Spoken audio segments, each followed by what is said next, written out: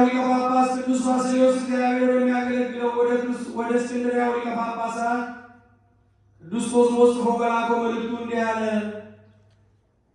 በልብ እንደምናምን በአነጋገር በቃልም እንዲህ እናምናለን።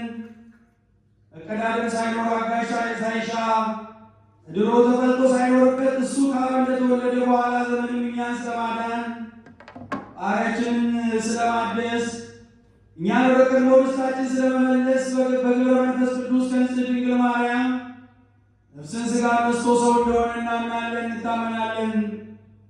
የመላእክት አለቃ ቅዱስ ገብርኤልን ጸጋ የተመላሽ ሆይ እግዚአብሔር ከሥጋሽ ሥጋ ከነፍስሽ ነፍስ ነስቶ ሰው ሆኗልና ደስ ይበልሽ።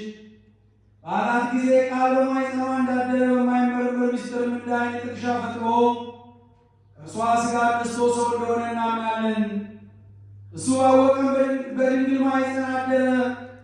ዋሕድ ቃል እግዚአብሔር ሰው በመሆኑም የማይከፈል የመለኮት አንድነት አልተከፈለም። ቃል ሰው በሆነ ጊዜም አንድ ነው፣ ሰው ከመሆኑ በፊትም አንድ ነው። እንደ አብ እንደ መንፈስ ቅዱስ ግዙፍ የሌለው ረቂቅ ነው።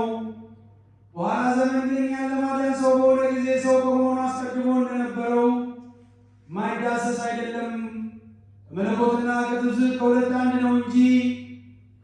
አንድ ነው እንጂ እነርሱም በገንዘባቸው ፍጹማን ናቸው። አምላክ ኋላ የተገለጠበት ባህሪም ቀድሞ ከነበረበት ረቂቅ ባህሪው ልዩ አይደለም። ከሥጋ ጋር ተዋህዶን ገንዘብ ባደረገ ጊዜ ለእኛም ሰው በሆነ ጊዜ እንደቀደመው በገንዘቡ ባህሪ ጸንቶ ኖረ እንጂ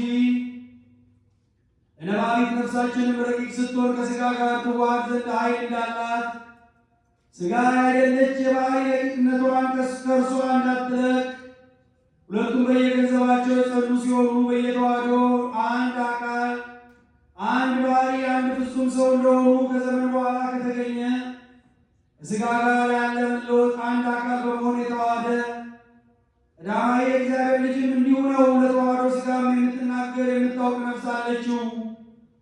አማኑኤልም ተባለ። ትርጓሜውም እግዚአብሔር አምላካችን ከእኛ ባህሪ ጋር አንድ ሆነ ማለት ነው። ያለ መቀላቀል ያለ መለወጥ ሰው የሆነው አንድ ገጽ አንድ አካል አንድ ባህሪ ነው። ከመለኮትና ከትስብእት የሆነ ተዋህዶ የማይነገር የማይመረመር ነው። እውነት መቀላቀል የሚገባቸው ስርክበት ያላቸው ሥጋዎች ናቸው። እነዚህም ግዝፍ ከሌለው ባህሪ የተለዩ ናቸው። ከተዋህዶ በኋላ ወደ ሁለት ባህሪ አይከፈልም፣ ተዋህዶ መንታነትን አጥፍቷልና። ተዋህዶ ከሁለት የተገኘ ሁለት መባል አለበት የሚለውን ፍርድ ይለውጣል። ተዋህዶ የማይከፈል አካላዊ ነውና ፍጡር አይደለ። እግዚአብሔር ቃል ሥጋ ወደ መሆን ይለወጣል። በባህሪ የሚመስለን ከንጽሕት ድንግል የተገኘ ሥጋም ከባህሪው በመለኮት ባህሪ ወደ መሆን ተለወጠ ብሎ መናገር እውነተኛ ነገር እንደሆነ የሚያስብ ማን ነው?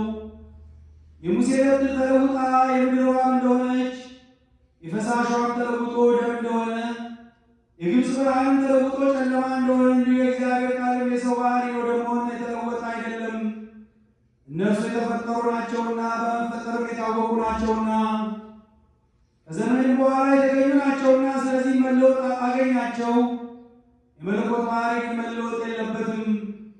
ፍጻሜ ሳይኖረው ሁል ጊዜ ይኖራል፣ አይወሰንም። መለወጥ መናወጥ የለበትም።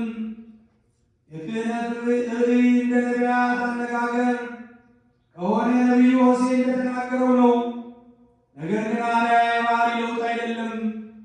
ምልክቱ እውነትን ወደ መረዳት ያደርሳል እንጂ። ስለዚህ ነቢዩ ሕዝቅኤል ይህ ራእይ እግዚአብሔር የጌትነቱን ነገር ያስረዳል አለ።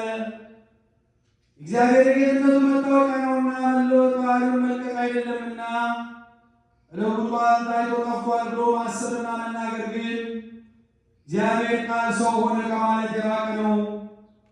ክርስቶስ በእርሱ አድሮ የተናገረበት ጳውሎስ እግዚአብሔር አብን በመልክ የሚመስለውን በባህሪ የሚተካከለው ክርስቶስን ለምእመናን ሲያስተምር አምላክ ሰው የሆነ በድነት በውላጤ አይደለም ራሱን ዝቅ አድርጎ የተገዢ ባህሪን ነስቶ ነው እንጂ ብሎ ይህ ነገር አስረዳን። እነርሱ እግዚአብሔር አብን በመለኮት እንዲመስለው እንዲተካከለው እርሱ እግዚአብሔር አብን በመለኮት እንዲመስለው እንዲስተካከለውን እርሱ ራሱም አምላክ እንደሆነ አካል የሌለው ምትሃት ውላጤ እንዳይደለ ባህሪ መለኮት በእውነት ሰው በሆነ ጊዜ አምላካዊ በአካላዊ ተዋህዶ የምታውቅ የምትናገር ነፍስ ያለችው ሥጋን በተዋህዶ